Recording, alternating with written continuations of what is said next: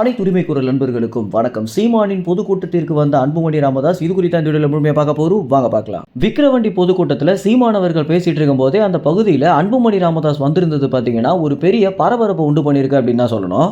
விக்கிரவாண்டி தொகுதியை பொறுத்த வரைக்கும் பாமகக்கு இணையான ஒரு ஆளுமை நாம் தமிழ் கட்சிக்கும் இருக்கு அப்படின்னு நம்ம அனைவருக்குமே தெரிஞ்சிருக்கும். இதற்கு முந்தைய காலம் வரைக்கும் பாமக கட்சி மட்டும்தான் பார்த்தீங்கன்னா விக்கிரவாண்டி போன்ற தொகுதிகளில் அதிக ஆளுமையில் இருந்தாங்க. உதாரணத்திற்கு விக்கிரவாண்டி நாம் தமிழர் கட்சியின் வேட்பாளரான அபிநயாவுடைய மாமனார் மற்றும் அவருடைய குடும்பமே பார்த்தீங்கன்னா பாமக கட்சியின் நிர்வாகிகள் அப்படின்னும், இவங்க குடும்பத்திலேயே இவங்க மட்டும்தான் நாம் தமிழர் கட்சியாக வெளியே வந்து அது மட்டும் இல்லாமல் நாம் தமிழர் கட்சியுடைய வேட்பாளராகவும் ஆகியிருக்காங்க அப்படின்றது அந்த பகுதியில் இருக்கக்கூடிய மக்களிடம் பார்த்தீங்கன்னா ஒரு பெரிய சலசலப்பு உண்டு பண்ணியிருக்கு அப்படின்னு தான் சொல்லணும். எப்படி ஒரு குடும்பத்திலிருந்து பிரிஞ்சு இவங்க நாம் தமிழர் கட்சியில் வேட்பாளராக இணையலாம் அப்படின்ற கேள்வி கூட இவங்களுடைய குடும்பங்களில் அதிக அளவில் வந்துச்சு அப்படின்னும், எல்லாத்தையுமே தாண்டி தற்போது அபிநயா ஒரு மிகப்பெரிய ஆளுமையான விக்கிரவாண்டியில் மாறிட்டு வந்துட்டு இருக்காங்க அப்படின்றது தான் பாமக கட்சிக்கு விழக்கூடிய ஒரு பெரிய அடியாகவே பார்க்கப்படுது.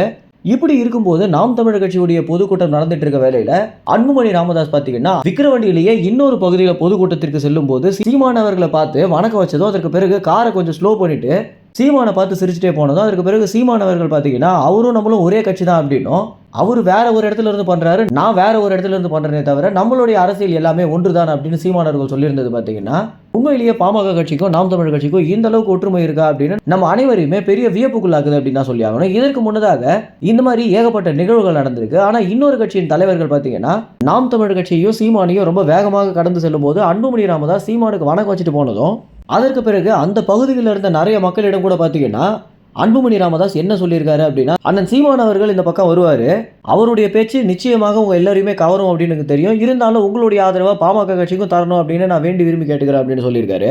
இதனால இவங்களுக்குள்ள ரொம்ப சமரசமான ஒரு அரசியல் தான் போகுது அப்படின்றது தான் தெரிய வருது. மேலும் இந்த தகவல் குறித்து என்ன நினைக்கிறீங்க அப்படின்ற உங்கள் கருத்துக்களை கமெண்ட்ஸில் தெரிவிங்க. நன்றி, வணக்கம்.